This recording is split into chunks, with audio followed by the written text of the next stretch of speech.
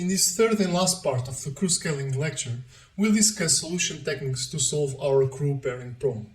Similar techniques could be used to solve the crew assignment problem too. We'll discuss in particular an approach using the column generation algorithm combined with a multi-label shortest path algorithm.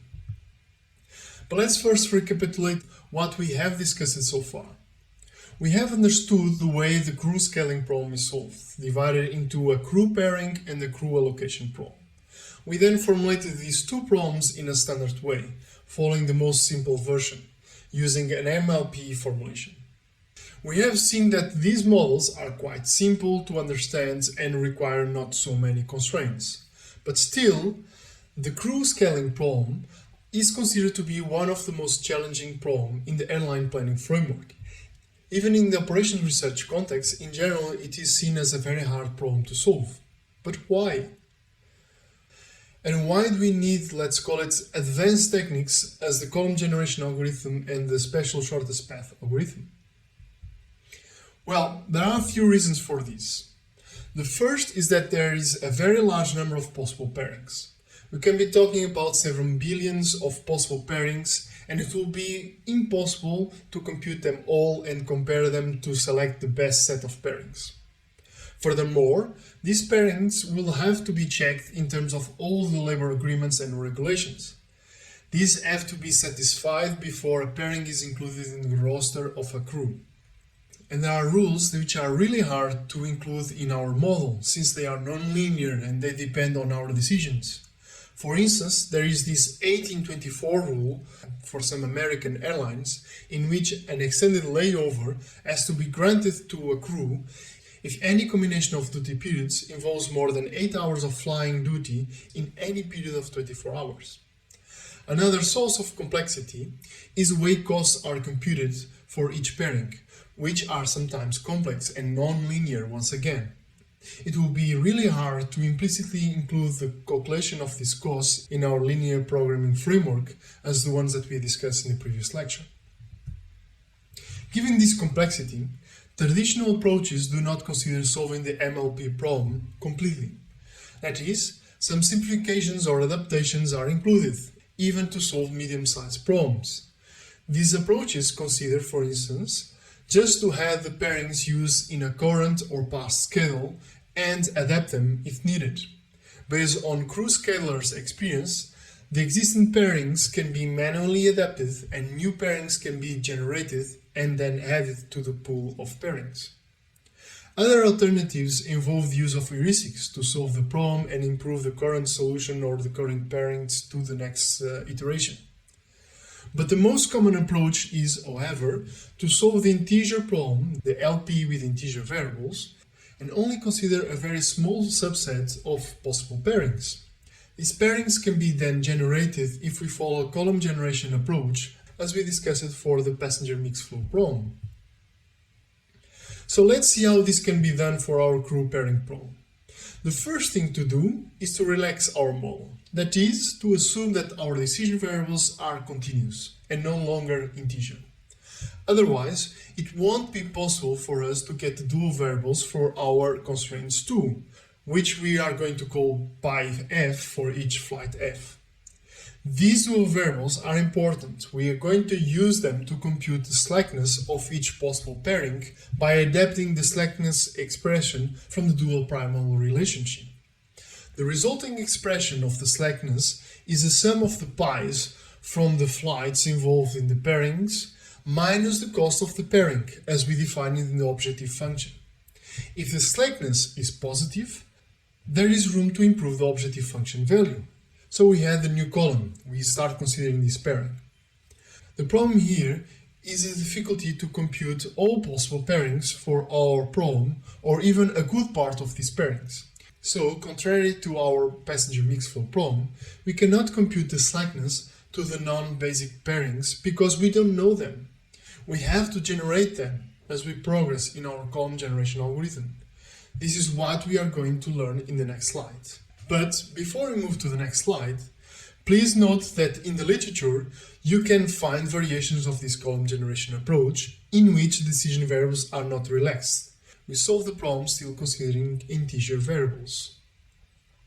And we solve it using what we call the branching price algorithm.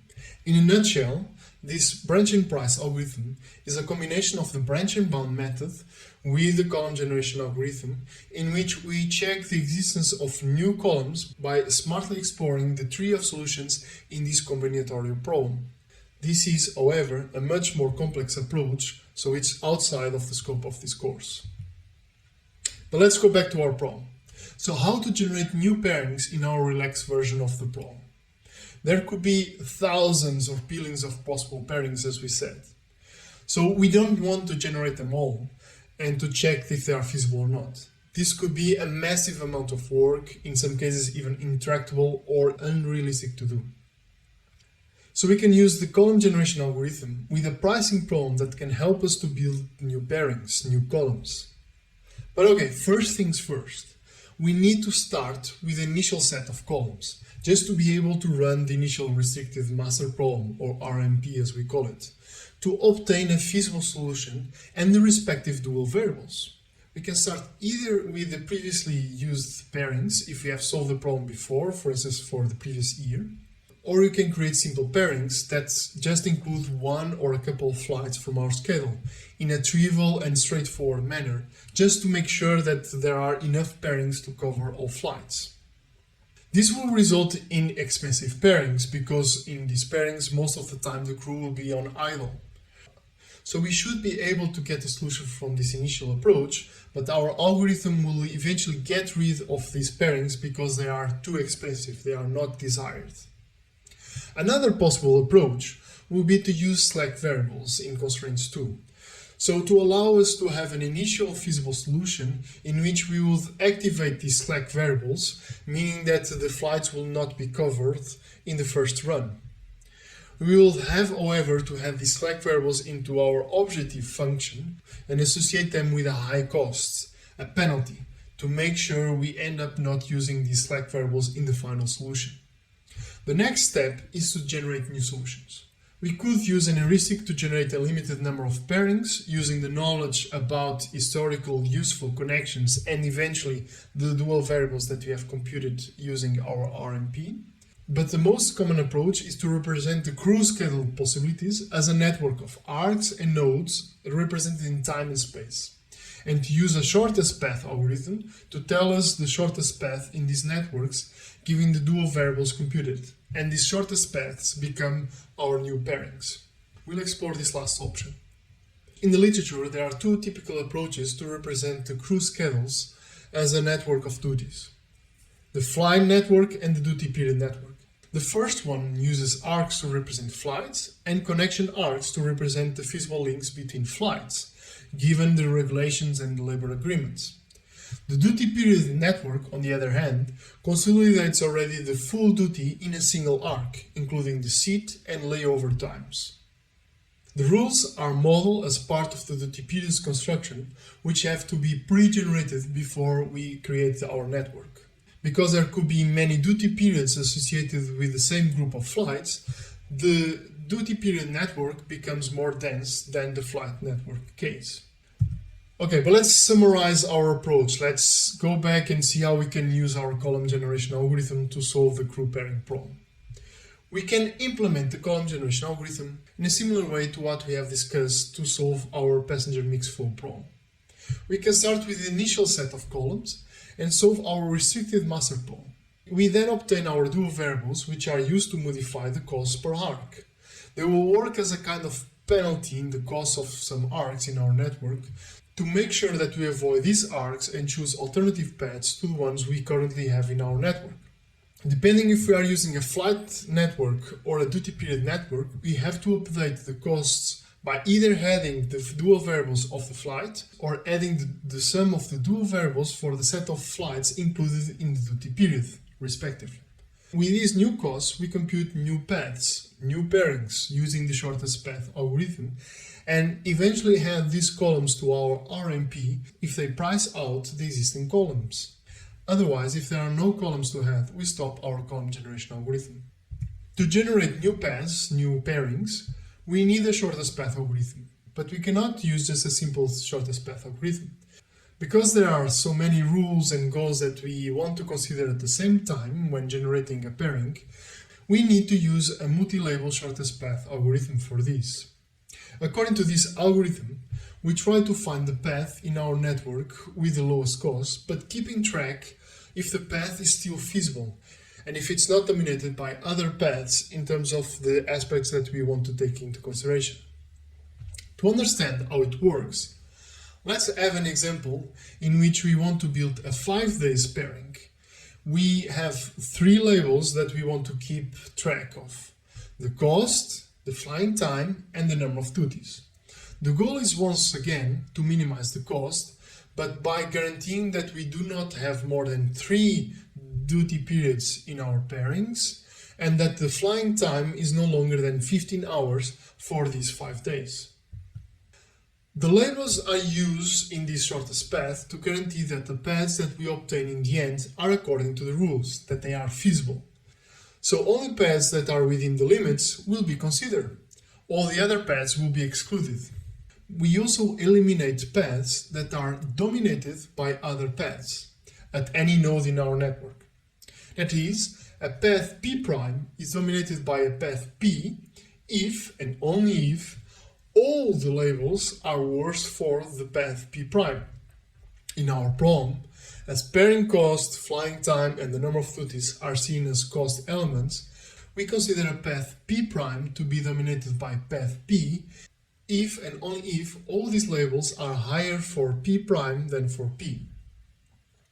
In the case P' is dominated by path P, we would eliminate the path P' from our analysis. On the other hand, if the path is not dominated, then we should keep both paths, P' and P, in our analysis, store the information of the labels for both of them, and continue exploring both paths for the following nodes in our network. In practice, we will easily end up having a dozen of labels in a label set, making the comparison between paths extensive. And we also end up having several alternative and non-dominated paths in hand at the same time. But we'll also see that some of the paths will be dominated and can be excluded, making our computation effort lighter. Okay, but let's see this in a graphical example so we understand our multi-label shortest path and how to use these labels to compute feasible paths. Here is a network representing duties in each arc, and the nodes are transition moments between duty periods located at a given airport and at a given time. There are also some dashed arcs which represent possible connections between duties at different times. The cost and time associated with each duty are provided next to the duty arcs and between brackets. The goal is to define the paths from node 0 to node 11. These nodes are both located at the same airport, so the crew base seems to be airport A, and separated in time, eventually by 5 days in between. So let's start using our shortest path algorithm. We're going to label our paths with a number and the labels associated with the path in terms of cost, time, number of duties, and information about the previous node. And this is stored for each one of the paths. We start with node 0 and we move to the nodes that are linked with node 0. And these are node 1 and node 2. We extend our paths and update the labels. So here for node 1 we do have path 1 with a cost of 1 unit, 3 flight hours, and 1 duty was covered, and the previous node was 0.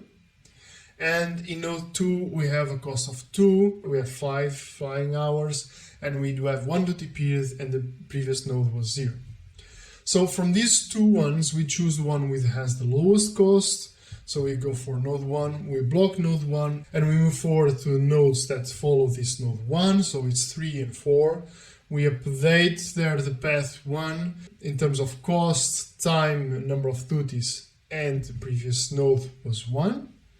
And we do the same for node 2. And what we see here for node 4 is now we do have 2 paths. So path 1 coming from node 1, which has a cost of 2, has flying hours 4 and 1 duty period. And we do have a path coming from node 2, which has a cost of 4, a flying time of 9, 2 duty periods and comes from node 2. If we see for all labels, path 2 has higher values than path 1. So we can eliminate path 2 because it's dominated by path 1. So we won't consider this path anymore beyond node 4. So by blocking node 4, we move to node 8, but we only extend what was coming from path 1 to node 8. We now block node 3 and we move to node 7. And we block node 5 and we also move to node 7. And in node 7, we do have two paths, possible paths, but we can see that path 1 has a higher number of duties than path 2, while path 2 has a higher cost than path 1. So we cannot eliminate none of the paths because none is dominated. We block node 6 and we obtain a second path for node 8. And in this case, path 1 has always values that are lower than the values for path 2. So we can eliminate path 2 because it's dominated by path 1. We now block node 8 and we only take into consideration path 1 to node 10. And we block node 7. In this case, we extend both paths 1 and 2 to node 9. Note that these paths were not dominated in node 7, so they won't be dominated in node 9 as well. But for path 1, we see that we already have 4 duty periods included in this path, while the maximum was 3. So we can eliminate path 1 because this path 1 is non-feasible. And then we block the other 2 remaining nodes and we obtain the final paths at node 11. Path 1 and path 2 and node 11 are both non-dominated, so we can use them and add to our RMP before running a new iteration if they prove to price out existing pairings in our current solution. Okay, this is what I wanted to say about the crew scaling problem. I hope by now you can explain what is the complexity of the problem, that the problem is divided into 2 major problems, the crew pairing and the crew allocation problem, and to explain which type of techniques are usually used to solve this problem.